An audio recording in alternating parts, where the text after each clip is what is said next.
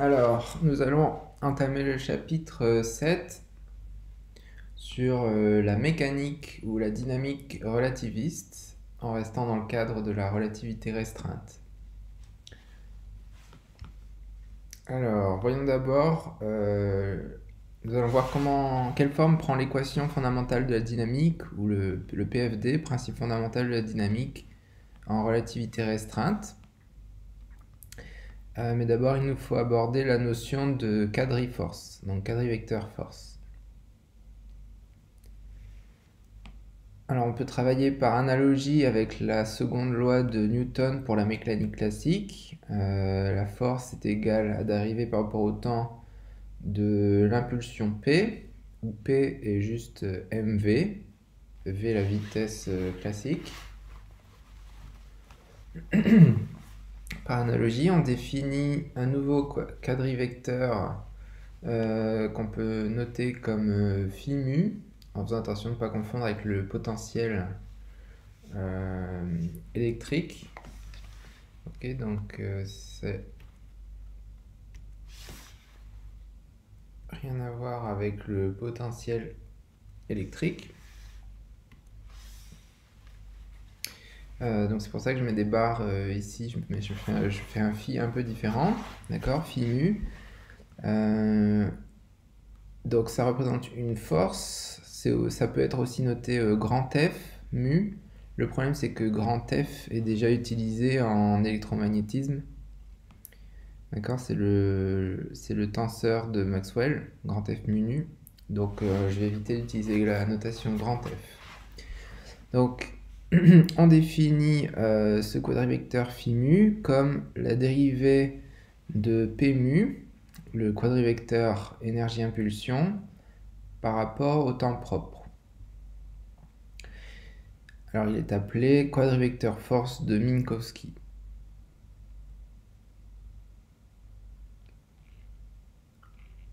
Alors, comment on peut... Donc c'est juste une définition, mais comment on peut dire que c'est un quadrivecteur?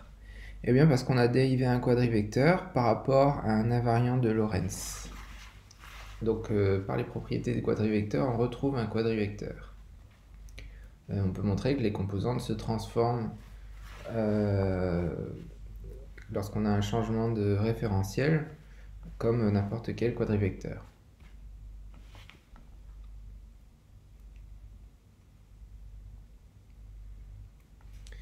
Donc ça c'est la définition, on ne sait pas encore si c'est bien, si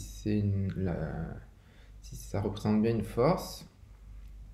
Alors étudions un peu les propriétés de phi. Puisque P mu est un invariant, on avait trouvé la norme de P mu au carré égale moins m carré. Pardon, la norme au carré c'est m carré, mais donc la contraction P mu c'est moins m carré. Alors la dérivée par rapport à taux est nulle. Donc on peut réécrire ça de cette manière. P mu dp mu des taux égale 0. Donc ici on retrouve phi mu. Ici on retrouve le quadrivecteur force de Minkowski. Donc on peut dire que le produit scalaire entre P mu et phi mu est nul.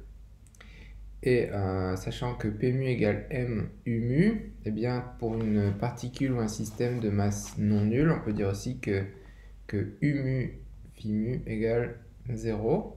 En d'autres termes, le quadrivecteur force de Minkowski est perpendiculaire à la quadrivitesse. Toujours, par définition de phi.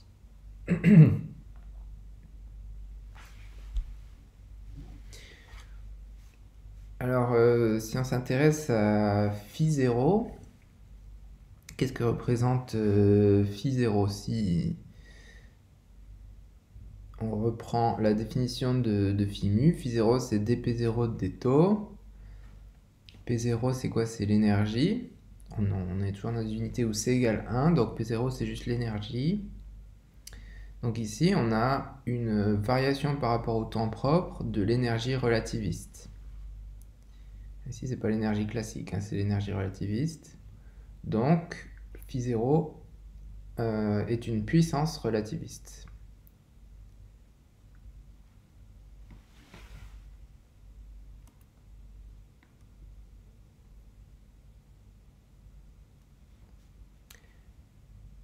Alors, voyons si, grâce à ce quadrivecteur phi, on peut en déduire un principe fondamental de la dynamique.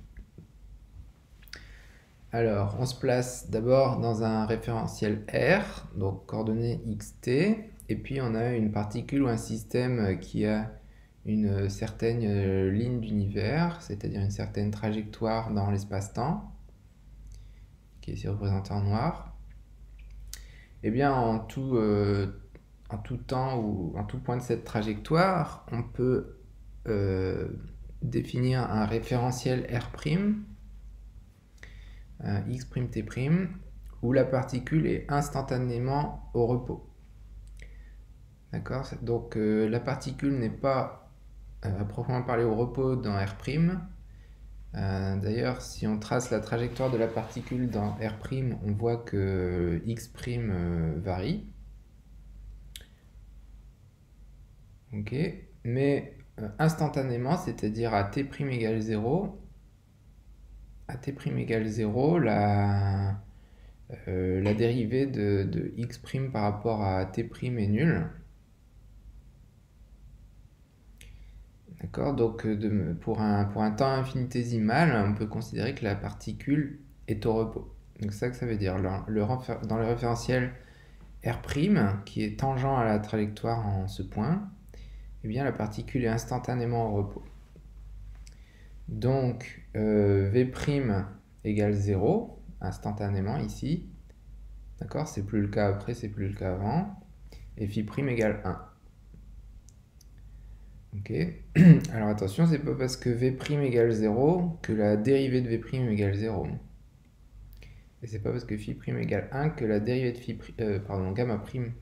C'est pas parce que gamma' égale à 1 que la dérivée de gamma' égale 0.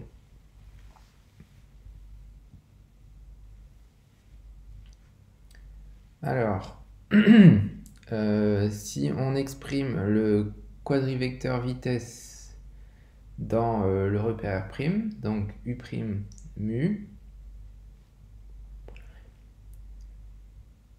qu'est-ce que nous avons? Nous avons en haut, il faut écrire gamma', donc là c'est 1, instantanément, hein. On parle uniquement en t' égale 0. Je devrais écrire que tout ça c'est... ouais, tout ça c'est à t' égale 0. Ok, donc instantanément gamma' égale 1 et le vecteur vitesse V' égale 0. Donc gamma V aussi. Ok, donc le vecteur, le quadrivecteur vitesse s'exprime juste 1, 0, 0, 0. Et le quadrivecteur énergie impulsion, il faut juste multiplier par la masse, on a M0. Ok, alors tout ça c'est pour des particules ou des systèmes de masse non nulle. Qu'est-ce qui se passe si on a une particule de masse nulle? Eh bien on a vu qu'elle se déplace forcément à la vitesse de la lumière. Donc la trajectoire est triviale. C'est juste une droite dans n'importe quel repère, une droite à 45 degrés, soit dans ce sens, soit dans ce sens. D'accord? Donc la question de la dynamique ne se pose que pour des particules de masse non nulle.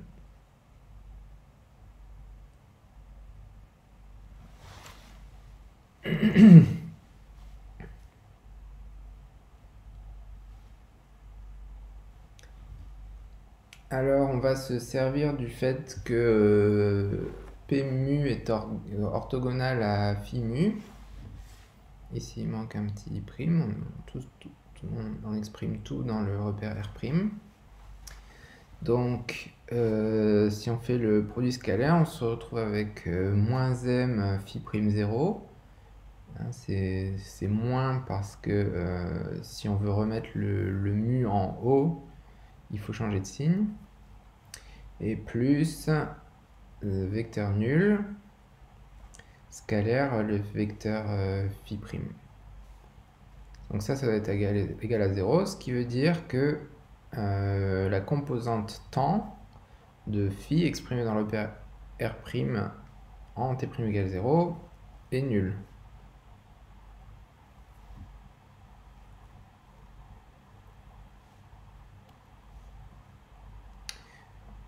Ok, donc on va exprimer le quadrivecteur complet dans R' en t' égale 0. On a déjà une première composante. Calculons les composantes espace. Phi' vecteur, c'est dp' des taux. Or, instantanément, gamma' égale 1, donc le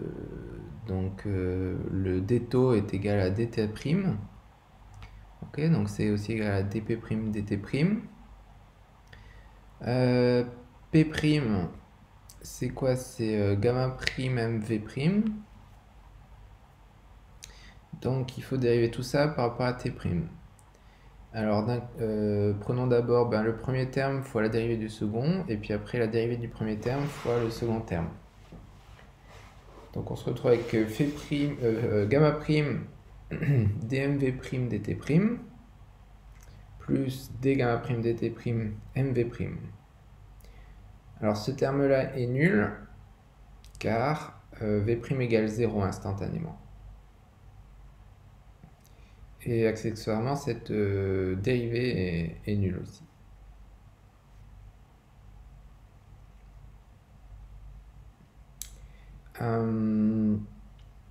Ici, gamma' est égal à 1, et ici, vous devez reconnaître la force classique exprimée dans R'.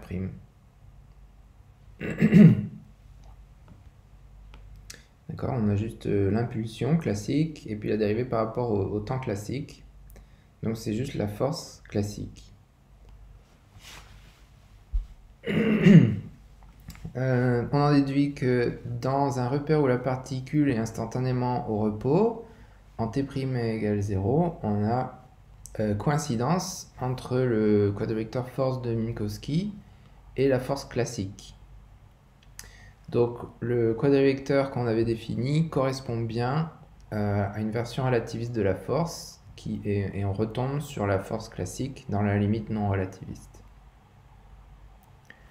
On en déduit que la relation covariante, c'est-à-dire valable dans tous les référentiels, qui généralise dans n'importe quel référentiel le principe fondamental de la dynamique classique, force égale dérivée de l'impulsion, et dp mu des taux égale phi mu, c'est-à-dire dérivée par rapport au temps propre du quadrivecteur énergie-impulsion égale quadrivecteur force de Minkowski.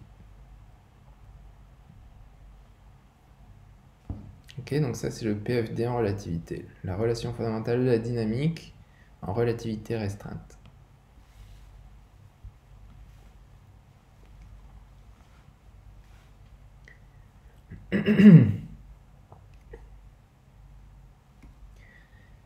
Et donc nous sommes équipés pour traiter un exemple, celui de la force électromagnétique. Alors je vais commencer par vous donner le résultat. On peut, je vous donne le résultat et puis on va vérifier qu'il est correct. Ok, donc la force, le quadrivecteur force de Minkowski électromagnétique, donc la force électromagnétique en relativité, c'est Q F mu nu U nu. Donc Q la charge de la particule, F mu nu le tenseur de Maxwell, le tenseur électromagnétique, et U nu le quadrivecteur vitesse. Donc on a la contraction des nus, et il nous reste 4 équations scalaires pour les différentes valeurs de mu. Alors on peut déjà vérifier qu'on a bien l'orthogonalité entre phi et p. D'accord, phi mu p mu, ça fait Q M, je mets toutes les constantes devant, F mu nu, U nu, U mu. Le U mu vient de P mu. Ok, et ce terme-là est nul. Pourquoi? Car F mu nu est antisymétrique. Donc si on a un terme mu nu, U nu, U mu,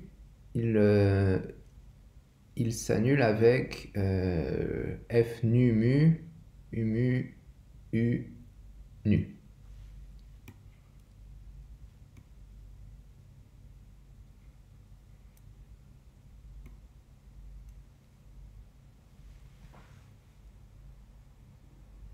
Donc ça c'est pour l'orthogonalité. Ensuite on peut regarder tout simplement ce que donne cette équation pour différentes valeurs de mu. Donc par exemple pour mu égale 1, pour une fois je ne vais pas commencer par la composante temps, on fera la composante temps après. Regardons ce que ça donne pour mu égale 1. C'est-à-dire qu'il faut calculer Q, F1 nu, U nu. Donc nu peut prendre 4 valeurs. Mais pour nu égale 1, on a F1 qui est nul.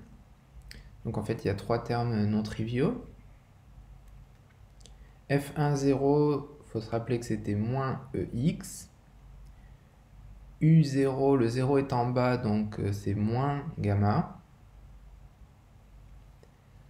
F1,2 c'est BZ, U2 c'est gamma VY, F1,3 c'est moins F3,1, donc c'est moins BY,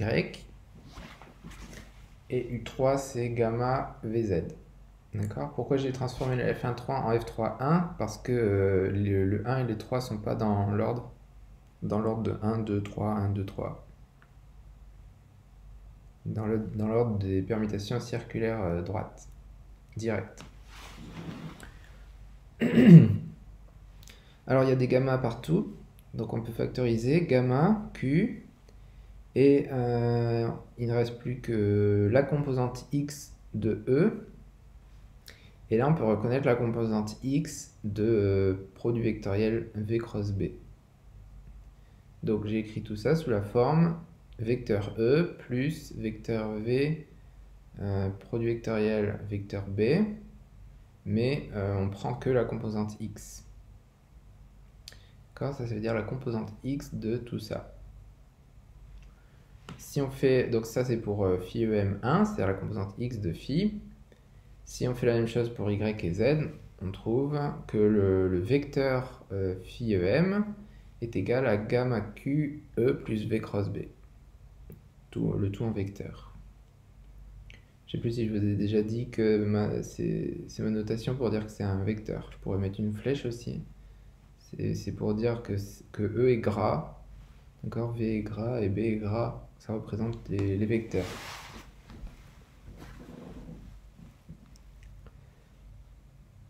Donc voilà la force électromagnétique.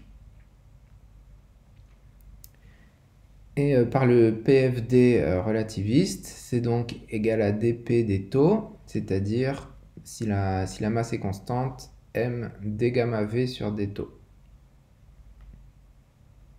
D'accord? Donc maintenant, si on prend la limite non relativiste, eh bien, taux tend vers t. D'accord? Taux devient t dans la limite non relativiste, c'est-à-dire pour des petites vitesses. Et gamma tend vers 1. Donc on se retrouve bien avec la masse fois l'accélération égale QE plus V vectoriel B. Donc la force de Lorentz. On retrouve bien la force de Lorentz dans la limite non relativiste.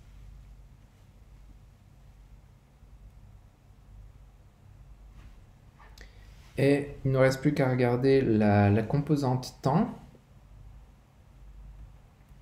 D'accord, la composante 0. Donc il faut calculer Q F0 nu U nu.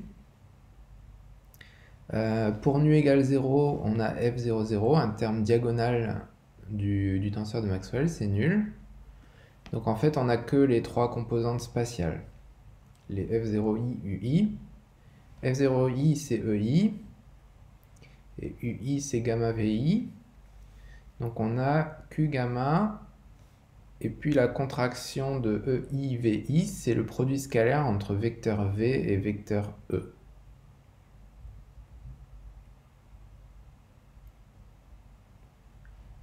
D'accord, ça doit vous faire penser à de la puissance. Ok, donc c'est bien, on retrouve bien la puissance relativiste qui correspond à la puissance de la force électrique. Alors, quid de la puissance du champ magnétique? Eh bien, il faut se rappeler que puisque la force due au champ magnétique est toujours perpendiculaire à V, eh bien la force due à B ne travaille pas. Donc il n'y a pas de puissance associée à B. Voilà, donc si on prend la limite non relativiste, pareil, l'énergie relativiste devient l'énergie classique, tau devient T, gamma devient 1, et on retrouve la puissance classique égale QVE. QV scalaire E.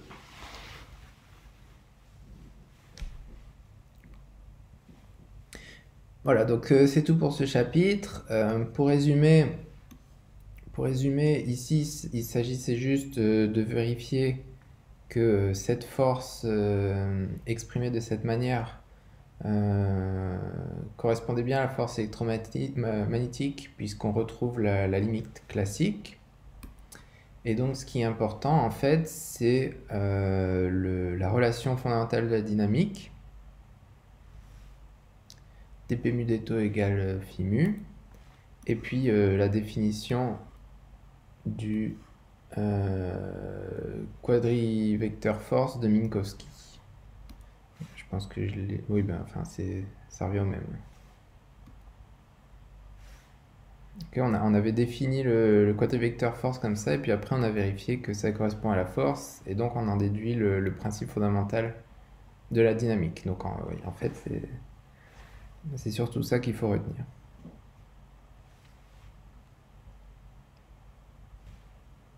Ok, mais en plus on a ces propriétés intéressantes d'orthogonalité. Voilà, donc c'est tout pour ce chapitre. Et comme c'était un peu court, si vous avez le temps, vous pouvez entamer le chapitre suivant directement.